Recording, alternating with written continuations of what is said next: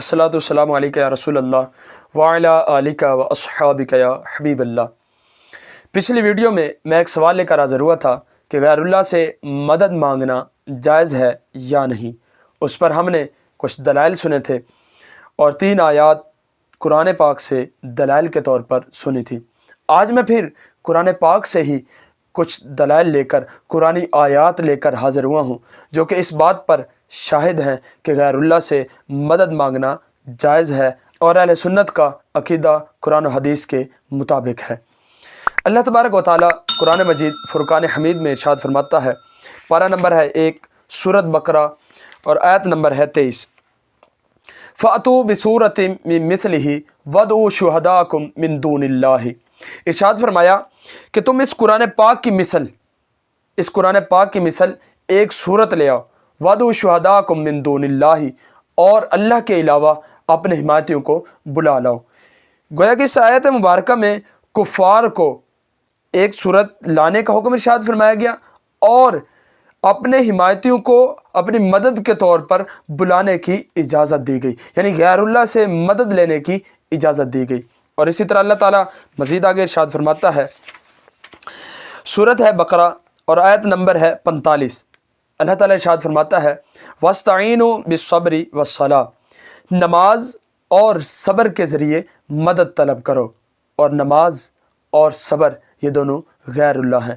گویا اللہ تعالیٰ نے خود ہی ان سے ارشاد فرمایا کہ مدد طلب کرو، اور یہ دونوں غیر اللہ ہیں۔ پتہ چلا کہ غیر اللہ سے مدد طلب کرنا گناہ نہیں، شرک نہیں۔ اور اسی طرح اللہ تبارک و تعالیٰ نے عہد میثاق میں ارواح انبیاء سے اپنے نبی پاک علیہ الصلاۃ والسلام کے بارے میں عہد لیا۔ سورت ہے آل عمران، پارہ نمبر ہے 3 اور آیت نمبر ہے 81، 81 نمبر آیت ہے۔ اللہ تعالیٰ ارشاد فرماتا ہے، لَتُؤْمِنُنَّ بِهِ وَلَتَنْصُرُنَّهُ، کہ تم ضرور اس پر ایمان لانا اور تم ضرور اس کی مدد کرنا۔ معلوم ہوا کہ اللہ کے بندوں کی مدد کا میثاق کے دن سے حکم ہوا۔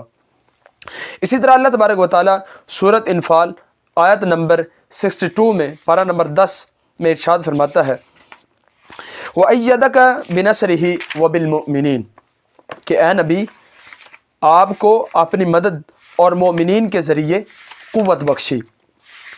اور اسی طرح مزید آگے ارشاد فرمایا، یا ایھا النبی حسبک اللہ ومن اتبعک من المؤمنین، اے نبی آپ کو اللہ اور مومنین میں سے جنہوں نے آپ کی اتباع کی وہ کافی ہیں۔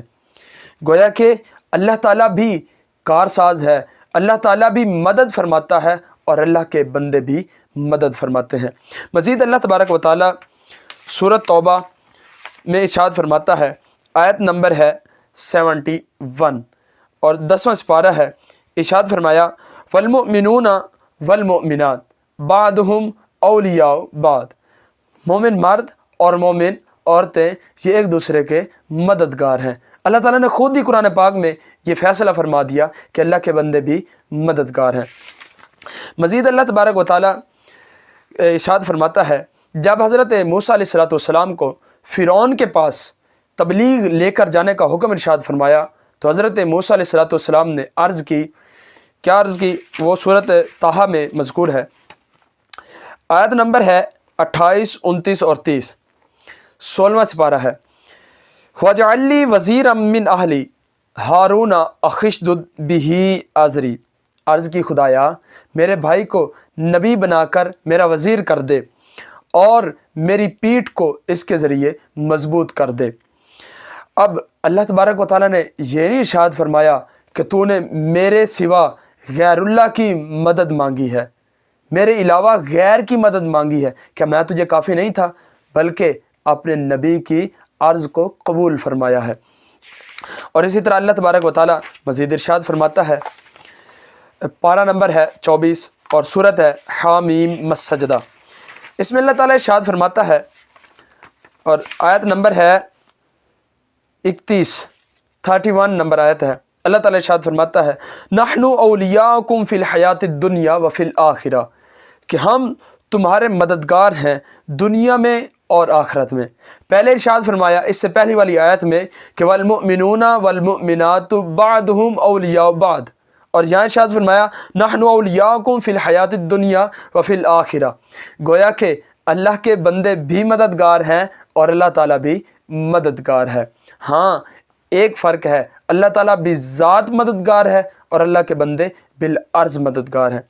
اور اسی طرح اللہ تبارک و تعالیٰ نے سورۃ محمد اور پارہ نمبر 26 آیت نمبر 7 میں بھی ارشاد فرمایا۔ کیا ارشاد فرمایا؟ آئیے سنتے ہیں۔ یا ایھا الذین آمنوا ان تنصروا اللہ ینصرکم ویثبت اقدامکم، اے ایمان والو اگر تم اللہ کی مدد کرو، ان تنصروا اللہ یعنی اللہ تعالیٰ کے دین کی مدد کرو، ینصرکم وہ تمہاری مدد فرمائے گا، ویثبت اقدامکم اور تمہیں ثابت قدمی عطا فرمائے گا۔ اب اللہ تعالیٰ جو کہ غنی ہے اور غنی ہونے کے باوجود اللہ تعالیٰ نے اپنے بندوں سے مدد طلب فرمائی ہے۔ اب پتہ یہ چلا ان دلائل سے، ان آیات سے پتہ یہ چلا کہ غیر اللہ سے مدد مانگنا شرک نہیں، کفر نہیں، ناجائز نہیں، بلکہ قرآن و حدیث پر عمل کرنا ہے، قرآن کے فرامین پر عمل کرنا ہے۔ اللہ تبارک و تعالیٰ سے دعا ہے کہ اللہ تعالیٰ ہم سب کو راہ راست پر چلنے کی توفیق عطا فرمائے، آمین۔